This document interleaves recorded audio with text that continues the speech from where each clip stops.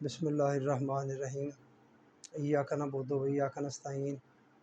السلام علیکم، میں منیر شاکر۔ میرے بھائیوں، مجھے یہ کہنے میں کوئی عار نہیں ہے کہ میں پی ٹی آئی کا ہی ورکر تو نہیں ہے، کچھ بھی نہیں کرتا، مگر ان کے ساتھ میری ہمدردیاں ہیں۔ عمران خان کے لیے میری ساری دعائیں ہیں، میری ہمدردیاں ہیں، ہماری امید ہے عمران خان۔ مگر دو باتیں ایسی میں آج کرنا چاہتا ہوں جس کی مجھے سمجھ نہیں آئی۔ عمران خان کے دو فیصلے جس کی مجھے سمجھ نہیں آئی، اس نے ایسا کیوں کیا۔ یہ بات ٹھیک ہے، اس کو میں تسلیم کرتا ہوں کہ جو بھی یہ اس لیول پر جو بندہ بیٹھا ہوتا ہے، جو وہ فیصلہ کرتا ہے، جو انفارمیشن کی بنیاد پر جن انفارمیشن کی بنیاد پر وہ فیصلہ کرتا ہے، وہ انفارمیشن اسی کے پاس ہوتی ہیں، کسی اور کے پاس نہیں ہوتی، تو وہ انہی کو سامنے رکھ کر وہ فیصلہ کرتا ہے۔ میں سوچتا ہوں کہ عمران خان نے خود کہا کہ مجھے پتہ چل رہا تھا کہ باجوہ کیا کر رہا ہے۔ تو میرے اچھے بھائی، میرے محترم، میرے لیڈر، جب تمہیں یہ پتہ چل رہا تھا کہ یہ بندہ یہ حرام زدگی کر رہا ہے، تو کیوں نہیں تو نے اس کو ہٹایا؟ کس چیز کا انتظار کرتا رہا؟ اگر تمہیں پتہ چل گیا تھا کہ یہ امریکہ کے ساتھ مل کر یہ کچھ کر رہا ہے، تیری اطلاع اگر نہیں مل رہی تھی اطلاع، یہ بھی ایک طرح سے یہ اس پر بھی سوال ہے کہ کیوں نہیں اطلاع مل رہی تھی کہ تو وزیر اعظم تھا۔ اگر مل رہی تھیں تو پھر کیوں نہیں کچھ کیا؟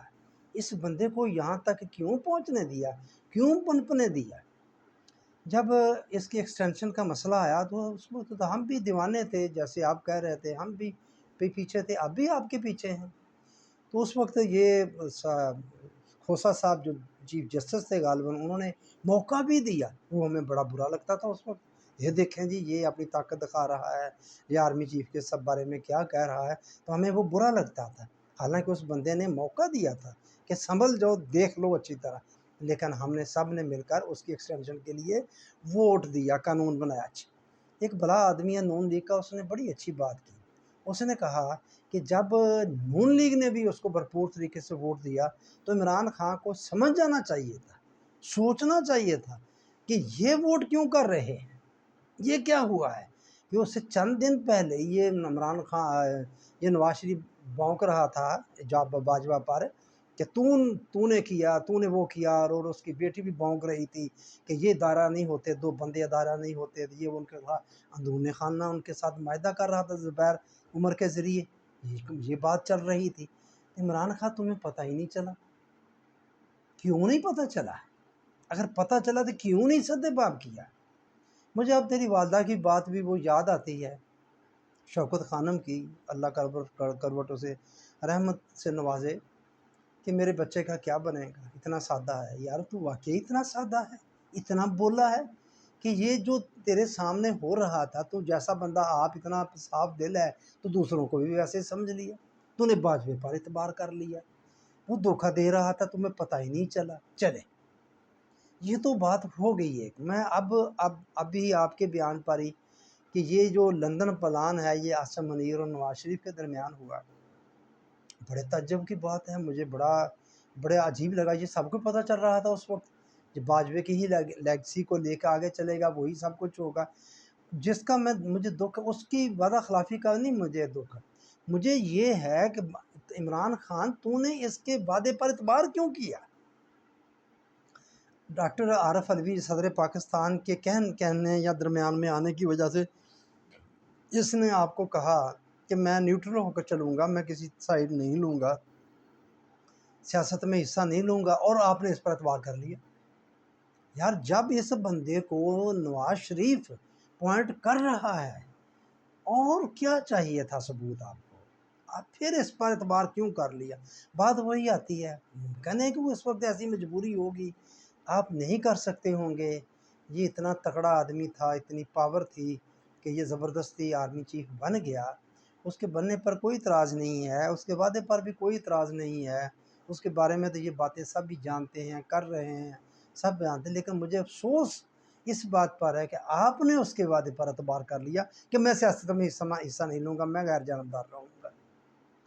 تو بس مجھے یہ دو فیصلے آپ کیا سمجھے، میں کوئی آپ کا تنقید کر رہا ہوں؟ نہیں خان صاحب، کیا کرنی تنقید، آپ ہی ہمارا سب کچھ ہے، آپ ہی ہماری ساری امیدیں ہیں، ہم نے کس سے امید لگانی؟ کون ہے اور کوئی نظر آتا ہے؟ لوگ بھائیوں آپ جو سن رہے ہیں آپ بتا دیں کوئی اور نظر آتا ہے؟ ہمارے پاس تو اور کچھ بھی نہیں ہے، یہ تو سارے ان کی گود میں بیٹھے ہوئے ہیں، اور وہاں سے بیٹھ کر وہ کہتے ہیں آئیں جی مذاکرات کریں۔ کیا مذاکرات کرنے ہیں؟ کیا کرنا ہے؟ کیا سوچنا ہے؟ کیا ملک کا بن رہا ہے؟ جو بجٹ آیا ہے، اب آگے جو مہنگائی آ رہی ہے، لوگ چیخ رہے ہیں، لالے پڑے ہوئے ہیں جانوں کے کہ آگے کیا بنے گا ہے۔